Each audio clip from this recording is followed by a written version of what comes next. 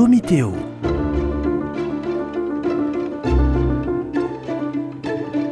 Domitéo, un dialogue théologique avec les dominicains de Toulouse. Bonjour frère Édouard. Bonjour frère Louis. Nous arrivons au numéro 830 du catéchisme de l'Église catholique qui aborde le sujet intitulé «L'Église est catholique». Alors, est-ce que tu peux... Le mot catholique, on l'emploie souvent pour nous distinguer des protestants et des orthodoxes. Est-ce que ça a un sens assez restreint comme un moyen de distinction justement avec les orthodoxes et les protestants, ou est-ce que ça a une signification plus large ? Alors, c'est clair que le sens de la vulgarisation journalistique a fait qu'on a qualifié les catholiques romains, ceux qui étaient restés liés au siège de Rome, et puis tous les autres sortes d'orthodoxes, ceux qui se sont séparés suite au concile d'Éphèse, suite au concile de Nicée et suite au concile de Chalcédoine. Donc il y a eu différents conciles et à chaque fois il y a eu malheureusement des séparations, et dans ces séparations on a qualifié ceux qui s'étaient séparés d'un qualificatif qui les caractérise en quelque sorte.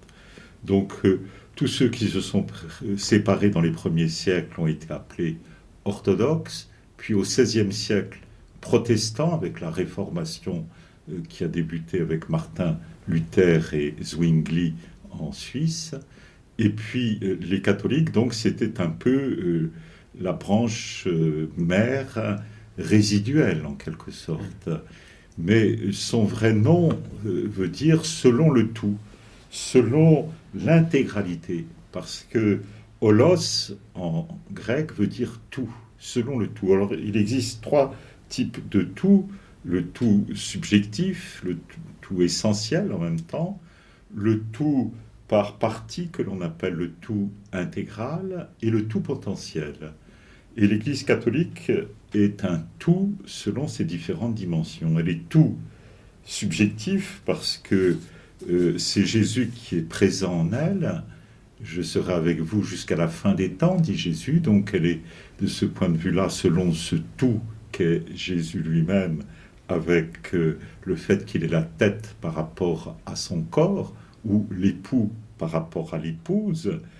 Et le premier à avoir utilisé dans ce sens le mot catholique, c'est l'un des tout premiers écrivains ecclésiastiques, saint Ignace d'Antioche, qui est mort vers 107 à peu près, martyr, et qui disait « Là où est le Christ Jésus, là est l'Église catholique ». C'est très beau dans sa lettre aux Smyrniotes, et cette expression donc nous touche évidemment beaucoup, puisque juste avant il disait « Suivez tous l'évêque comme Jésus-Christ suit son Père, et le presbytérium comme les apôtres. Quant aux diacres, respectez-les comme la loi de Dieu. » Donc il y avait déjà la structure hiérarchique de l'Église catholique dès ses premiers temps de l'Église. C'est très touchant. Et dès le IIe siècle, on appelait l'Église catholique. Alors, terme était utilisé. Le terme probablement est plus ancien que saint Ignace d'Antioche, parce qu'on a dû perdre beaucoup de choses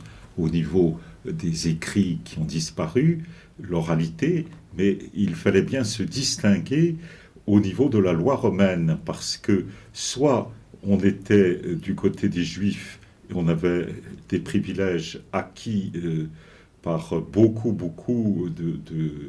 d'impôts, de dons que les Juifs avaient fait au pouvoir romain. Ils étaient quand même 10% du bassin méditerranéen, donc c'était énorme, et ils étaient arrivés à obtenir des privilèges.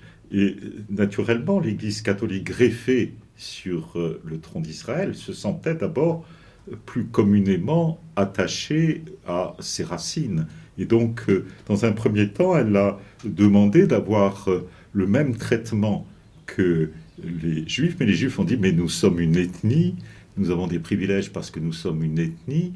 Eux sont de toutes les ethnies. Ce sont des pagano-chrétiens, ils viennent de tous les horizons du monde. Il y a certes des judéo-chrétiens, mais ils ne méritent pas d'être avec le statut privilégié des Juifs. Et donc, c'est à ce moment-là que les chrétiens ont certainement défendu dans leur apologie le fait qu'ils étaient universels et que cela faisait d'eux comme un troisième genre par rapport aux païens, aux Grecs, par rapport aux citoyens donc d'origine juive, et eux qui arrivaient comme un troisième type de religion.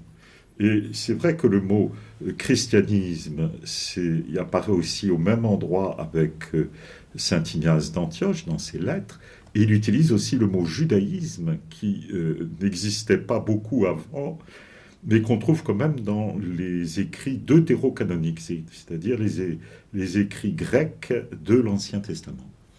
Et donc saint Ignace d'Antioche l'utilise très largement, et on pourra voir plus tard même qu'il hiérarchise les choses au moment où nous en parlerons. Donc toujours est-il qu'il y a ce premier sens où c'est le sens subjectif et essentiel qui est donné. Elle est catholique parce que en elle le Christ est présent, et deuxièmement, elle est catholique parce qu'elle est envoyée en mission par le Christ à l'universalité du genre humain. C'est le tout potentiel, c'est-à-dire tout le monde est attiré par ce foyer de lumière et de révélation qu'est Jésus-Christ. Et donc, tout le monde est en puissance de devenir membre de ce corps. Jésus ne ferme la porte à personne.